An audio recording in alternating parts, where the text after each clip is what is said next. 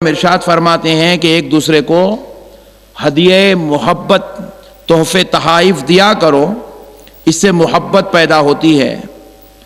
وَتَصَافَحُوا يَذْهَبِ الْغِلُّ عَنْكُمْ، اور جب تم آپس میں ایک دوسرے سے ملاقات کرو تو مصافحہ کر لیا کرو، اس سے دلوں کی کدورت دور ہو جاتی ہے۔ آپس میں ایک دوسرے سے ملو تو مصافحہ کر لیا کرو، اس سے دلوں کی کدورت دور ہوتی ہے۔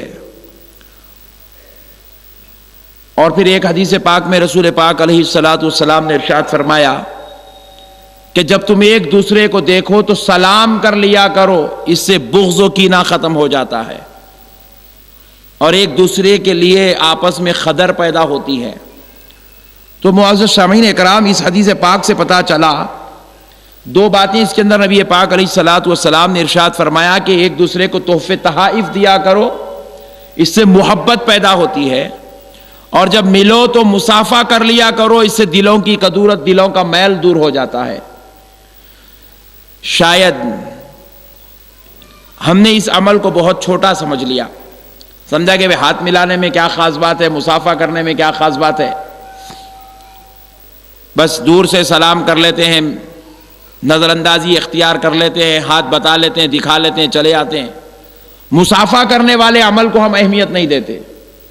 یا خاندان اور قبیلوں اور رشتہ داروں میں کہیں جاتے آتے ہیں تو اس میں جو ہے تحفے تحائف لے جانا، ان کو پیش کرنا، یہ بھی ہم ضروری نہیں سمجھتے ہیں۔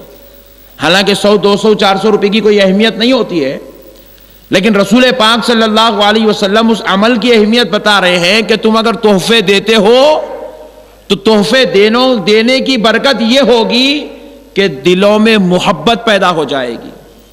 اور شاید آج محبتوں کے ختم ہونے کی ایک وجہ یہی ہے کہ ہم نے آپس میں ایک دوسرے کو تحفے دینا چھوڑ دیا ہے،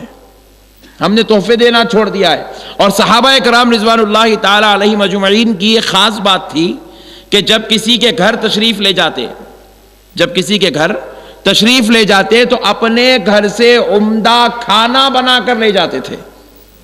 عمدہ بہترین کھانا بناتے، اور ان کے گھر کو جاتے وقت ساتھ میں لے جاتے اور ان کے گھر میں جا کر ان کو کھانا کھلایا کرتے تھے۔ جن کے گھر مہمان گئے ہیں اپنے میزبان کو کھانا کھلاتے تھے۔ اور جب آپ سوچ رہے ہیں کہ بھئی یہ کیا عمل تھا، کیونکہ وہ زمانے میں تو کوئی اور دوسری چیزیں تھی نہیں، تو اب صحابہ کرام کے پاس جو اچھی اور بہترین چیز ہوتی تو وہ غذاؤں کی شکل میں ہوتی، تو صحابہ کرام اپنی اچھی چیز کو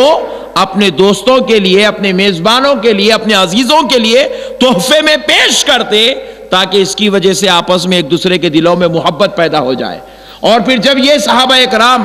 ان کے گھروں میں جاتے تو اپنی طرف سے تحفے لے جاتے، غذا کا، کھانے کا، اور جب واپس ہوتے تو اب وہ لوگ ان کے گھر کو جاتے وقت توشہ بند کر دیتے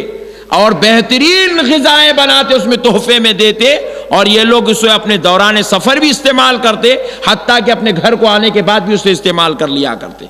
تو اس سے محبتیں بڑھتی تھی۔ معزز سامعین اکرام، نبی پاک صلی اللہ علیہ وسلم کے پاس جب مولا کائنات علی المرتضیٰ رضی اللہ تعالی عنہ ملاقات کے لیے تشریف لاتے تو مولا کائنات جب واپس جاتے تو حضور نبی کریم علیہ السلام مولا کائنات سے فرماتے، اے علی یہ تحفہ ہے، لے لیا کرو۔ جب مولا کائنات گھر جا کر دیکھتے تو اس میں میوے ہوا کرتے تھے، میوے حضور نبی کریم علیہ السلام اپنی بیٹی اور اپنے نواسوں کے لیے، اپنے داماد کے لیے تحفے میں دیا کرتے تھے۔ معزز سامعین اکرام، ذرا غور تو کریں، جب نبی کریم صلی اللہ علیہ وسلم کی بیٹی کوئی ہزاروں میل، سینکڑوں میل تو دور نہیں تھی، بلکہ حضور کے گھر کے بازو میں ہی رہا کرتی تھی، حضور کے گھر کے بازو میں ہی رہا کرتی تھی، تو نبی پاک علیہ السلام نے تحفہ دینا، ایک جو ہے اپنے داماد کو اپنے بیٹی کے لیے تحفہ دینا اس لیے گوارا کیا تاکہ معلوم ہو جائے یہ وہ عمل ہے جو محبتوں کو زندہ رکھنے کا کام کرتی ہے، رشتہ داریوں کو سلامت رکھنے کا کام کرتی ہے، تعلق کو بہتر بنانے کا کام کرتی ہے، آپس میں محبت پیدا کرنے کا کام کرتی ہے۔ لیکن دوستو، آج ہمارے پاس یہ سسٹم بالکل ختم ہو گیا۔ اگر ہم غور کریں تو ہم کو اس پر یاد ہی نہیں آئے گا کہ ہم نے اپنے پھوپا اور پھوپھو کو تحفہ کب دیا تھا، ہم نے خالہ اور خالو کو تحفہ کب دیا تھا۔ پہلے کے شادیاں تو پھر بھی اچھے تھی، بلا کر کم سے کم شادیوں کے بہانے نیتیں تو کیا کرتے تھے، نیتیں تو کیا کرتے تھے۔ لوگ پوچھتے ہیں یہ نیتیں کیوں کرتے ہیں؟ یہ نیتیں اسی لیے کرتے ہیں تاکہ محبت میں اضافہ ہو جائے، یہ تحفہ اسی لیے دیا جاتا ہے تاکہ اس کی وجہ سے آپس میں خلوص محبت میں اضافہ ہو جائے۔ لیکن یاد رکھو، کسی کو تحفہ دینا، کسی کو کپڑے بنانا، کسی کو کھانا کھلانا، کسی کے لیے کوئی اچھی چیز نظر میں پیش کرنا، یہ فضول خرچی نہیں ہے، یہ تو اللہ کی بارگاہ سے انعام و ثواب کا باعث بن جاتی ہے، اللہ کی بارگاہ سے فضل کا باعث بن جاتی ہے۔ اور صحابہ کرام رضوان اللہ علیہم اجمعین کی اگر ہم تاریخ اٹھا کر دیکھیں تو پتا چلتا ہے کہ رسول پاک صلی اللہ علیہ وسلم کے صحابہ اس وقت تک دسترخوان پر نہیں بیٹھتے، اس وقت تک دسترخوان سے نوالا نہیں اٹھاتے تھے جب تک ان کے سامنے مہمان نوالا نہیں اٹھا لیتا تھا، جب تک مہمان کو تلاش کر کے نہیں لا لیتے دسترخوان پہ نہیں بیٹھتے تھے۔ اتنا جذبہ تھا صحابہ اکرام میں تحفے تحائف دینے کا۔ اور آج کیونکہ ہمارا جو سوچنے کا انداز ہے وہ اسلامی نقطہ نظر سے نہیں ہے، وہ حدیث اور قرآن کے مطابق نہیں ہے، ہمارا سوچنے اور سمجھنے کا نظریہ دنیاوی اعتبار سے ہو گیا ہے۔ ہم نے جو کچھ بھی سمجھ لیا اپنی صلاحیتوں کو، اپنے عمل کو،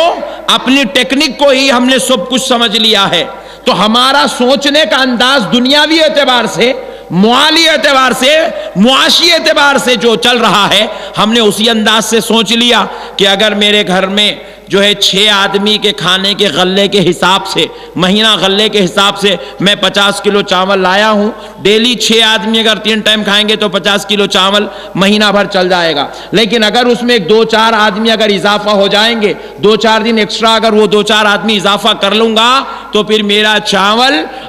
30 تاریخ تک چلنے کے بجائے میرے گھر کا غلہ 25 تاریخ کو ختم ہو جائے گا۔ یہ ہماری عقل کہتی ہے کہ 2-4 آدمی بڑھ جانے سے غلہ ختم ہوتا ہے، یہ ہماری عقل کہتی ہے، لیکن رحمت الہی کہتی ہے تو 2-4 آدمی کو اضافہ کر کے تو دیکھ لے، تیری عمر میں 45 سال کا کھانا کھلانے کا لکھا گیا لیکن مہمان نوازی کی برکت سے 60 سال کر دیا جائے گا، 60 سال کر دیا جائے گا۔ تو مہینے کے 5 دن پہ نظر کیوں رکھتا ہے بندے؟ میں نے تیری عمر کے 15 سال کے اضافے کی حکمت فرمائی ہے۔ بندہ یہ چیز نہیں کرتا، یہ سوچ بندے کی نہیں ہے، اس بندہ اپنے آپ کو ہی سب کچھ سمجھ بیٹھا ہے، اپنی حکمت، اپنی دانش مندی، اپنا ہی خیال بندہ سب کچھ سمجھتا ہے۔ یاد رکھ لو، ہماری حکمت، ہماری دانش مندی، ہمارا خیال سب غلط ہے۔ اللہ نے جو کہا، نبی نے جو بتایا وہ حق ہے، وہی سچ ہے۔ میرے پیارے دوستو، آج کل تو معاشرے میں ایسے بعض خطرناک لوگ بھی ہو گئے ہیں، اگر ان کی بیٹی یا ان کا بیٹا اپنے افراد خاندان یعنی سسرالی رشتہ داروں کے ساتھ بھی اگر گھر میں آ جائے، لوگ یہ سمجھتے ہیں ارے باپ رے باپ، اب تو بیٹی بھی آ گئی، داماد بھی آئے گا، ذرا پوچھتے ہیں بیگم، ذرا پوچھو جی کب جانے والے ہیں۔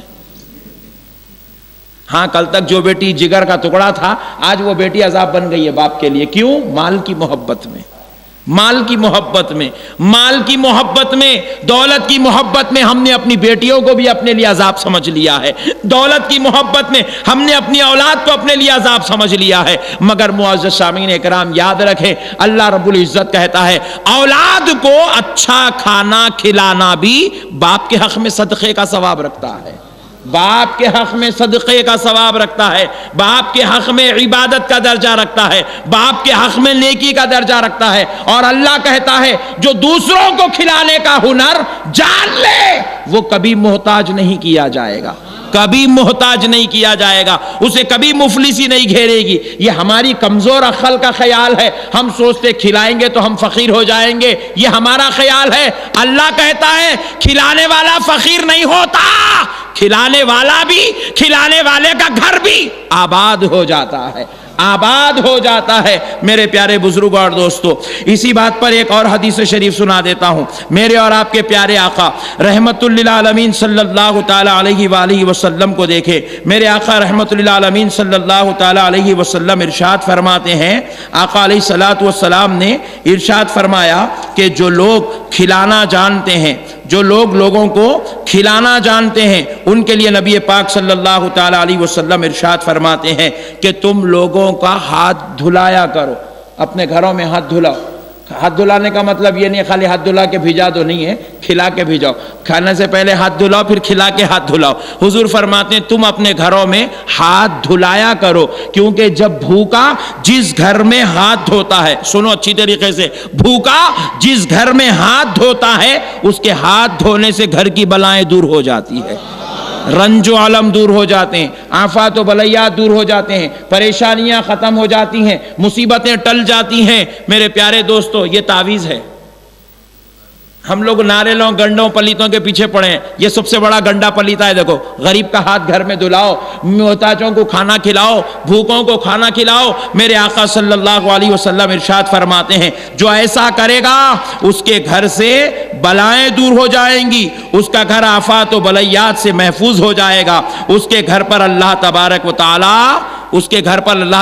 تعالی اپنی رحمتوں کا نزول کرے گا۔ آج رحمتیں نہیں ہیں ہمارے گھر میں، آج ہمارے گھروں میں برکتیں نہیں ہیں۔ 6 آدمی کما رہے ہیں پھر بھی ہائے ہائے چل رہی ہے، 6 آدمی کما رہے ہیں پھر بھی قرضدار آ کے دروازے پہ کھٹکا مار رہا ہے، 6 آدمی کما رہے ہیں پھر بھی اس کے بعد مصیبتیں پریشانیاں ہم کو ہی دیکھتی رہتی ہیں۔ وہ گلی میں سے گزرا وہاں سے مارنے لگتی ہے، مصیبت ڈھونڈتی ہے، مصیبت چھوڑی تو پریشانی ڈھونڈتی ہے، پریشانی چھوڑی تو مفلسی ڈھونڈتی ہے، مفلسی چھوڑی تو آخری میں بیماری گلے لگانے کو تیار کھڑی ہوئی ہے۔ میرے پیارے بزرگ اور دوستو، میرے آقا صلی اللہ علیہ وسلم کیا ارشاد فرماتے ہیں؟ مہمان کو کھلانا تو دور کی بات ہے، ایک آپ سنیں النکاح من سنتی، یہ سب کو یاد ہے، سب جنے عمل کر رہے ہیں۔ حضور کیا فرمائے؟ نکاح میری سنت ہے۔ اب دوسری سنت بھی سنو، میرے آقا فرماتے ہیں انا من سنتی، میری سنت یہ ہے ان یخرج الرجل مع ضیفہ الی باب الدار، جب مہمان گھر کو آئے اسے کھلا پلا کر عزت سے دروازے تک چھوڑ کے آؤ، یہ میری سنت ہے فرمانے سرکار، اسے شان سے دروازے تک چھوڑ کے آؤ۔